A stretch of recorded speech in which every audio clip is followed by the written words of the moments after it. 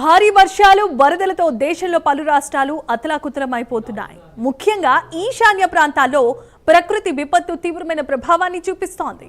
వరదలు, కొండ చర్యలు విరిగిపడిన ఘటనలో పలువురు ప్రాణాలు కోల్పోగా వేలాది కుటుంబాలు ఇబ్బందులను ఎదుర్కొంటున్నాయి.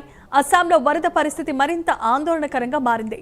వరదల కారణంగా మృతుల సంఖ్య 11కు చేరుకున్నట్లుగా తెలుస్తోంది. బ్రహ్మపుత్రతో పాటు దిఖో, దేసాంగ్, ధనసిర్ నదులు ప్రమాద స్థాయికి మించి ప్రవహిస్తున్నాయి. పలు ప్రాంతాల్లో నీటి మట్టాలు అత్యంత ప్రమాదకర స్థాయికి చేరుకోవడంతో ప్రజలను సురక్షిత ప్రాంతాలకు తరలిస్తున్నారు. రాష్ట్రంలో 758 గ్రామాల్లో దాదాపు 3.1 లక్షల మంది వరద ప్రభావానికి గురైనట్లుగా సమాచారం. వ్యవసాయ భూములు, రహదారులు, ప్రజా వినియోగ సదుపాయాలు తీవ్రంగా దెబ్బతింటున్నాయి.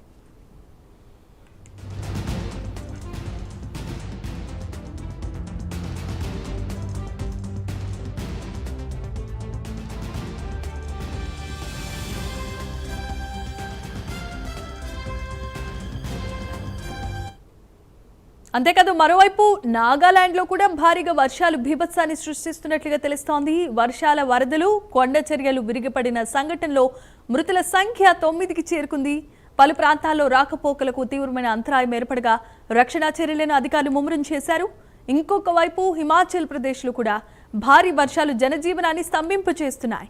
మేఘ విస్ఫోటం కారణంగా 6 ఇళ్లు కొట్టుకుపోయాయి. అయితే ఈ ఘటనలో ఎవరికి ఎలాంటి ప్రాణ నష్టం జరగకపోవడంతో అంతా ఊపిరి పీల్చుకున్నారు. కొండ చర్యలు విరిగిపడటంతో పాత హిందూస్థాన్ టిబెట్ నేషనల్ హైవేలో రాకపోకలను పూర్తిగా నిలిపివేయడం జరిగింది. జమ్మూ ప్రాంతంలో ఎడతెరిపి లేకుండా కురుస్తున్న వర్షాల కారణంగా సాధారణ పరిస్థితులు కూడా దెబ్బతిన్నాయి. లోతట్టు ప్రాంతాల్లో నీరు చేరిపోవడంతో ప్రజలు తీవ్రమైన ఇబ్బందులను ఎదుర్కొంటున్నారు.